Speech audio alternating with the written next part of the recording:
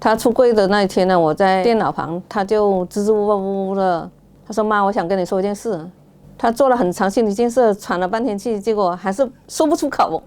然后他就递来一本杂志，上面有个标题是“亲爱的爸妈，我是同志”。他递给我看，然后我一瞟一眼，我早知道了。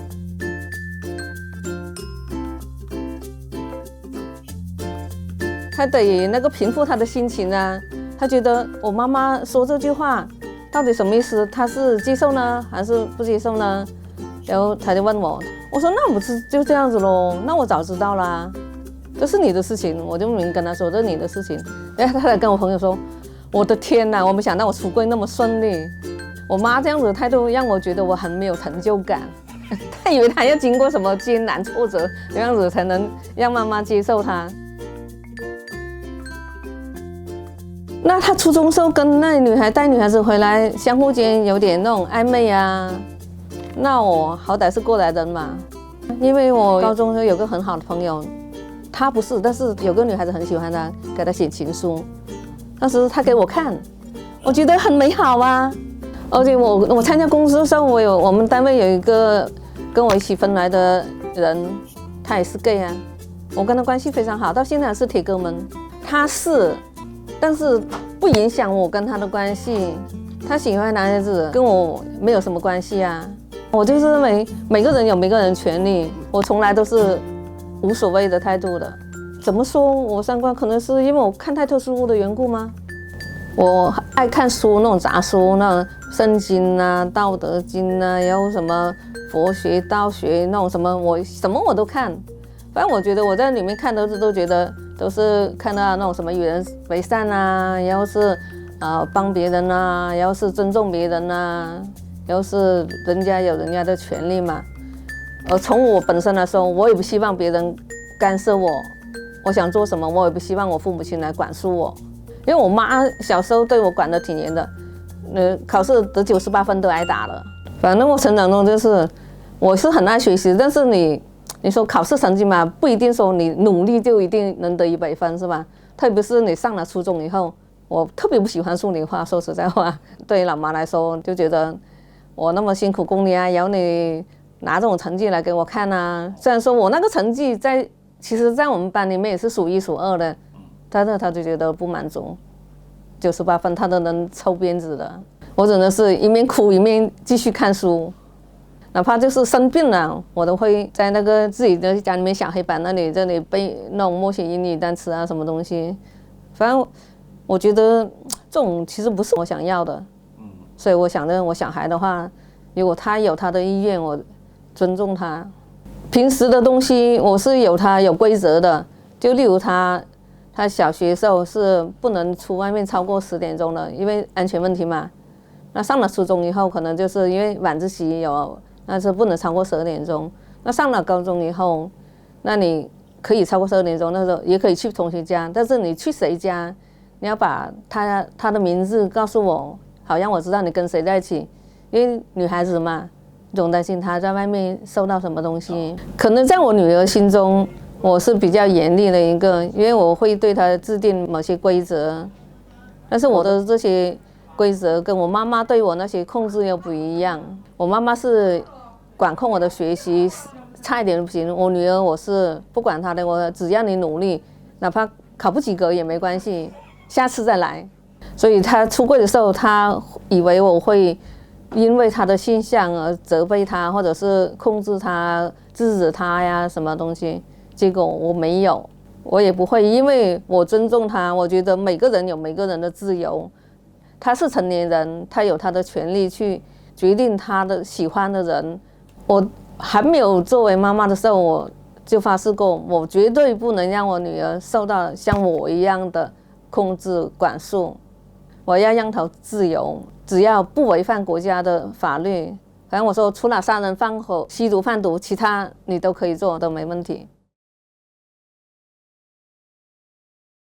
2008年底的时候，出售伙伴那边就给我发了个 email， 当时就说，知道我是一个拉拉的家长，就是他们正好缺这样子的家长，就说他们会在元旦在广州开一个第1届的分享会，邀请我去参加。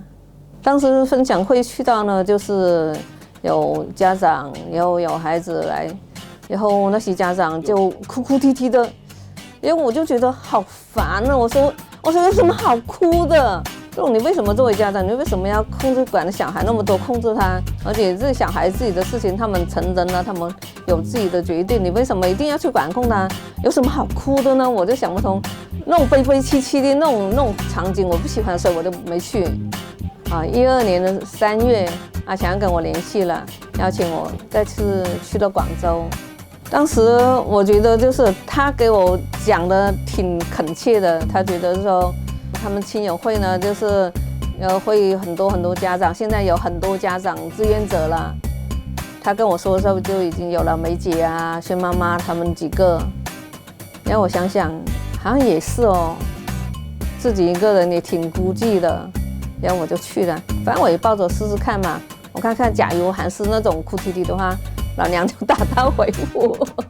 然后去到，梅姐很开朗的一个人，她也是很容易接受啦，然后跟我性格挺搭的，然后而且她接受孩子的那种态度也很好，我就挺喜欢的。给我感触挺深的就是，她也是能接受的，但是她之前是不知道，她儿子受了那校园霸凌，然后每天假装去学校，其实在外面打工。后来他知道之后，就很心疼儿子，就抱着儿子哭。